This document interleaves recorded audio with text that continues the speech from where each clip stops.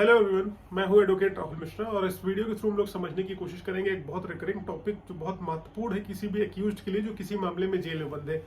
मेरा एक क्लाइंट था जो कि जेल में बंद था कुछ गवाहों के स्टेटमेंट के आधार पर। जो प्रोसिक्यूशन विटनेस थे उनके स्टेटमेंट के आधार पर बंद था कि उन्होंने उसकी बेटी की मृत्यु कारित कर दी हुई है। ओके, और उनकी बेटी ने उनको फोन करके बताया या उसकी बहन ने उसको फोन करके बताया कि पति उसको डांटता है, पीटता है, मारता है। ऐसा स्टेटमेंट उन्होंने 161 में उनके डिसीज्ड के घर वालों ने दिया। ओके, डिसीज के घर वालों ने ये स्टेटमेंट दिया। इसी स्टेटमेंट के आधार पर हस्बैंड की अरेस्ट हो जाती है और हस्बैंड जो है लगभग जेल चले जाते हैं। उनको 1.5 साल हो गया।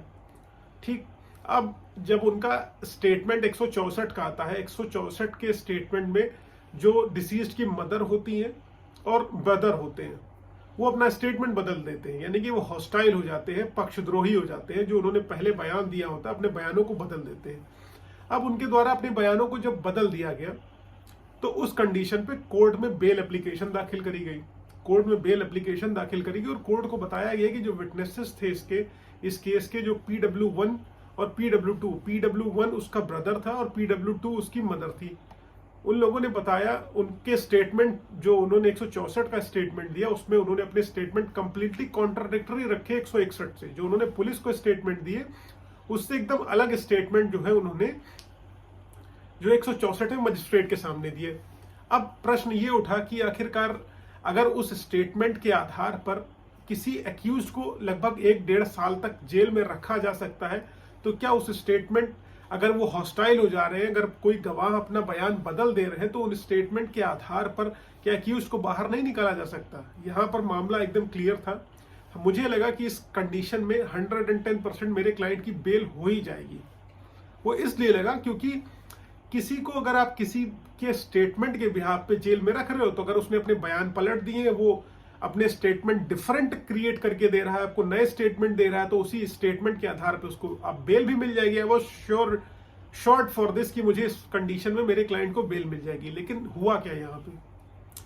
हुआ ये कि कोर्ट ने जो है मेरे क्लाइंट की बेल रिजेक्ट कर दी।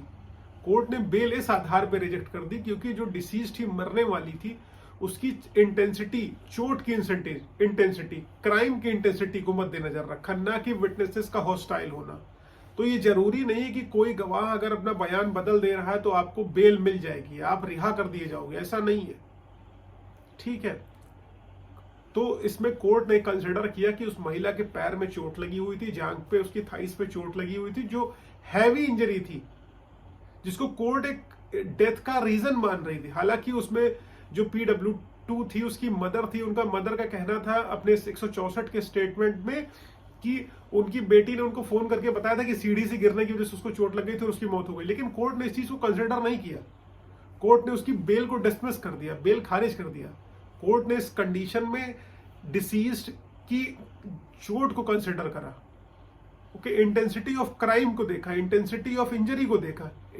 तो ये जरूरी नहीं कि आपको बेल हमेशा मिल जाएगी जब आपका कोई विटनेस हॉस्टाइल हो जाएगा। तो बी क्लियर विद दिस कि हॉस्टाइलिटी विटनेसेस की होने पर आपको बेल मिलेगी या नहीं मिलेगी। I hope this one is clear. ये मेरा प्रैक्टिकल एस्पेक्ट है जो मैंने कोर्ट में अभी रिसेंटली फेस किया हुआ है, इस वजह से मैंने सोचा आप लोगों के साथ शेयर कर दूं। Thank you so much. जय हिंद।